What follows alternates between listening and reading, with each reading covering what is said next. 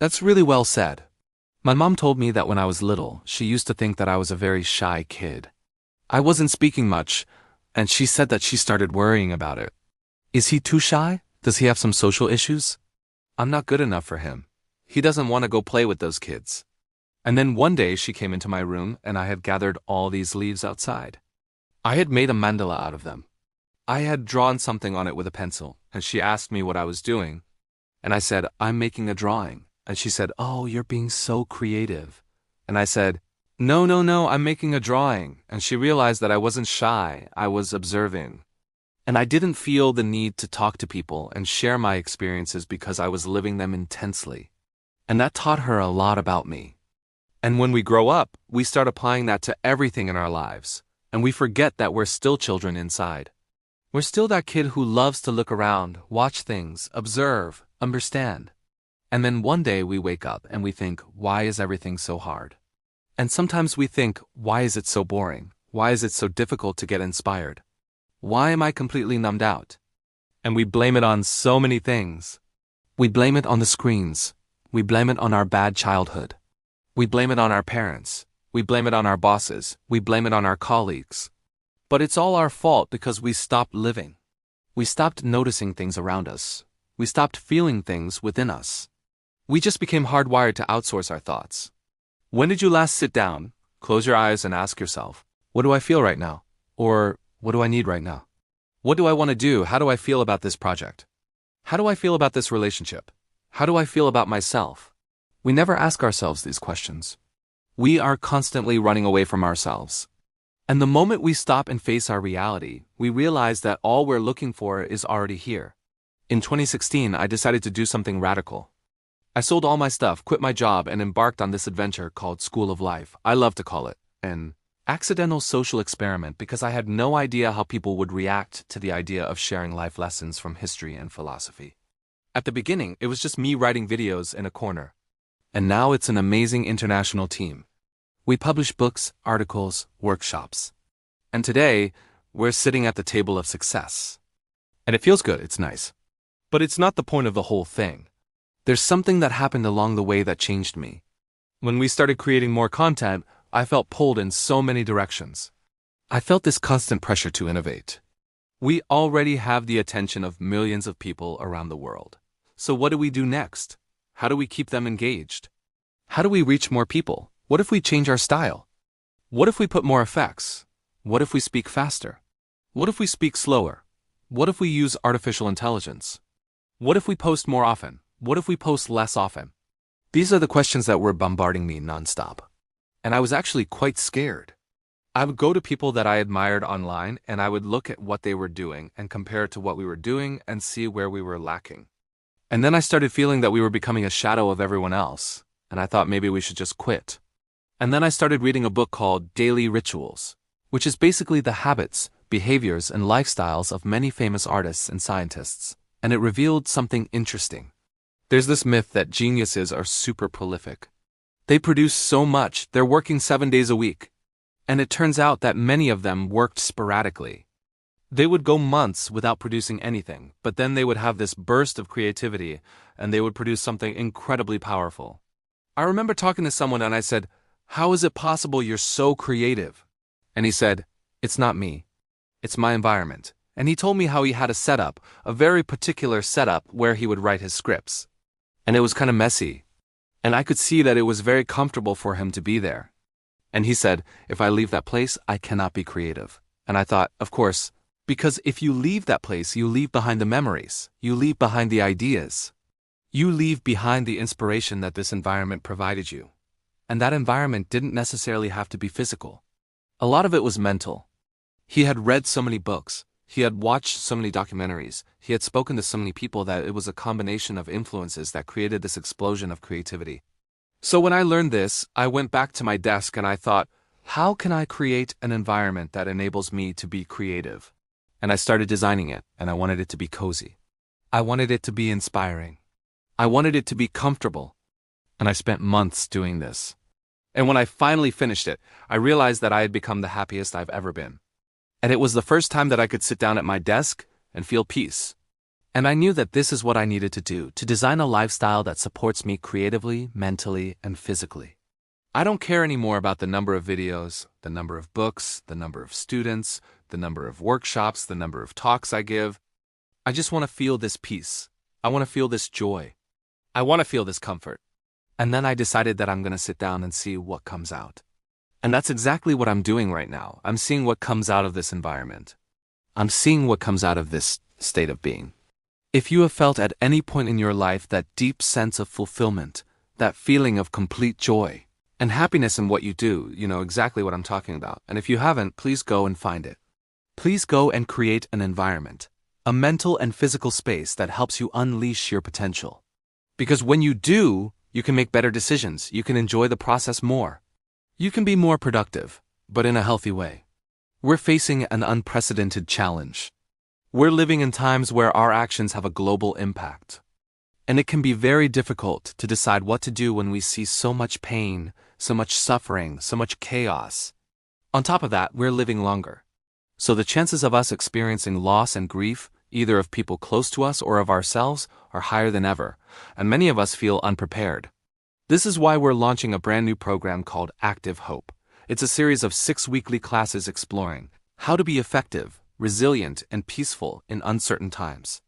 For each class, I've invited an expert who has dedicated their life to helping others thrive. Together, we'll cover topics such as cultivating emotional resilience, finding meaning through challenges, managing existential anxiety, building strong connections, integrating the teachings of great wisdom traditions, and putting it all into practice. If you'd like to join us, please visit the website below. And I'll see you there. Have you ever felt like the smarter you become, the more confused you are? Like your intelligence is a curse instead of a gift? You know what you should do, but every time you try to take action, doubt creeps in. Suddenly you find yourself frozen, unable to move forward. If you're nodding your head, you're not alone. Today, we're going to dive into a paradox that confuses many of us. Why does being smart sometimes feel so dumb? We'll unpack the invisible battle between your instincts and intelligence and how it's affecting your life. Get ready because this might just change the way you see yourself.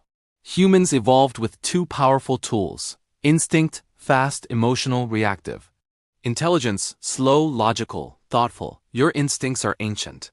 They helped your ancestors survive predators, hunger, rejection, and danger.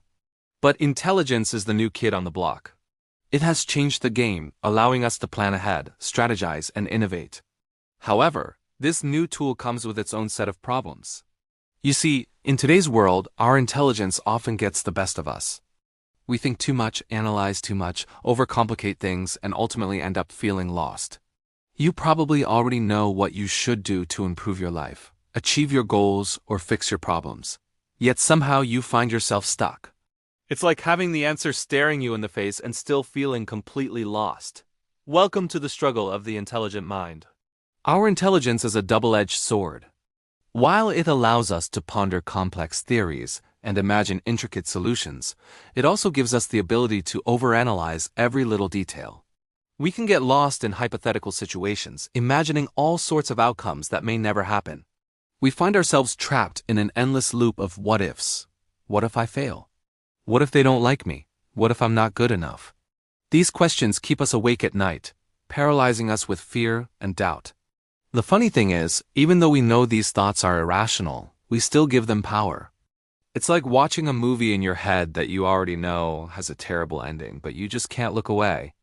Our intelligence plays tricks on us, making us doubt ourselves and our abilities. We start to question our decisions, our choices, and even our existence. Before we know it, we're tangled in a web of our own making. You see, this happens because our brain is essentially a pattern recognition machine. It's always looking for answers based on past experiences and information it's stored. But here's the catch. Sometimes the patterns it identifies aren't accurate or helpful. Think about it like this.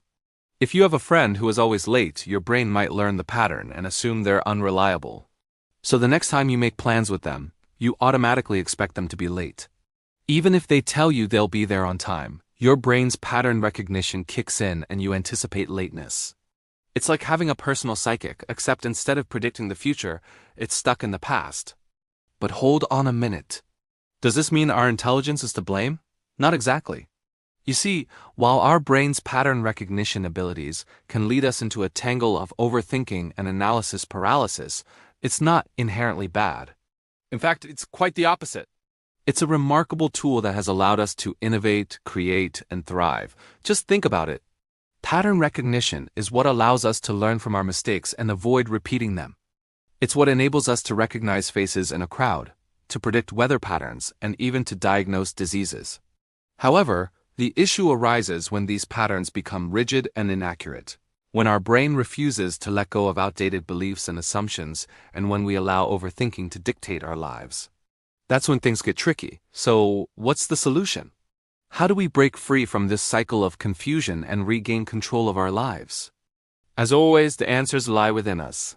It's about striking a balance between our incredible intelligence and our intuition, our gut feelings. You see, in a world that values logic and rationality, it's easy to dismiss our gut feelings as mere hunches or instincts. But here's the thing, our instincts are powerful allies. They're the silent observers of our minds, picking up on subtle cues and sensing danger long before our conscious mind catches on. Don't underestimate the power of your gut. It's a wealth of untapped potential. By ignoring our instincts, we're essentially turning a blind eye to valuable insights and information. It's like trying to navigate a maze without a compass or a map. We're left wandering around, confused and disoriented, unsure of the direction we're taking. Imagine this, you're standing at a fork in the road, one path promising adventure, the other stability. Your rational mind, armed with logic and reason, argues for the stable path, pointing out its advantages and potential rewards. But your gut, that still small voice, whispers about the excitement and growth that await on the path less traveled. Which one will you follow? Your mind or your gut? When we ignore our instincts and solely rely on our intelligence to make decisions, we lose a valuable perspective. We become disconnected from the deeper wisdom that resides within us, a wisdom that has the potential to guide us to greater fulfillment and success. So how do we bridge this divide? How do we incorporate our instincts into our decision-making process? The answer lies in balance. It's about embracing the synergy between our rational mind and our intuitive self. Here are some ways to integrate your instincts into your decision-making process. Listen to your gut feelings. Pay attention to your intuition, that gut feeling you get when something doesn't feel right, or when an opportunity seems too good to be true. It might not make logical sense, but it could lead you to a different kind of truth. Don't be afraid to trust your instincts, even if they contradict your intelligence. Sometimes your intuition knows more than your conscious mind. Take risks. Stepping outside of your comfort zone can be scary, but it can also lead to incredible opportunities and experiences. Trust your instincts when it comes to taking risks. They might lead you to places you never thought possible. Practice mindfulness. Being present in the moment can help you tune into your instincts. When you're focused on the present, you're less likely to be distracted by your thoughts and more likely to listen to your gut. Take breaks from overstimulation. Our minds are constantly bombarded with information and stimulation, which can make it difficult to hear our instincts. Taking breaks and engaging in activities that help you relax, such as yoga, meditation, or spending time in nature, can help you get in touch with your inner voice. Reflect on your values. Your instincts often align with your values and beliefs. By reflecting on what's important to you, you can better understand your intuition and how it guides you through life. This is where the magic happens. By embracing the interplay between our intelligence and instincts, we open ourselves up to a world of possibilities. We become more attuned to the subtle cues of life, more receptive to the whispers of our intuition. Think of it as a dance, a harmonious blend of logic and feeling, reason and instinct. It's in this dance that we find balance, clarity, and wisdom. It's time to stop the battle between your intelligence and instincts and start a dance. A dance where every step is a balance of logic and feeling, where every turn is a surprise, a new discovery. Embrace the music of your soul and let the rhythm guide you. Remember, it's not about choosing one over the other. It's about uniting them. So let the dance begin. Let your intelligence and instincts intertwine and create a symphony of balance, clarity, and wisdom. And if you found this video helpful, don't forget to share it with others who might benefit from it. Together, we can navigate the complexities of life with grace and ease. Thank you for joining us on this journey of self-discovery and balance. Until next time.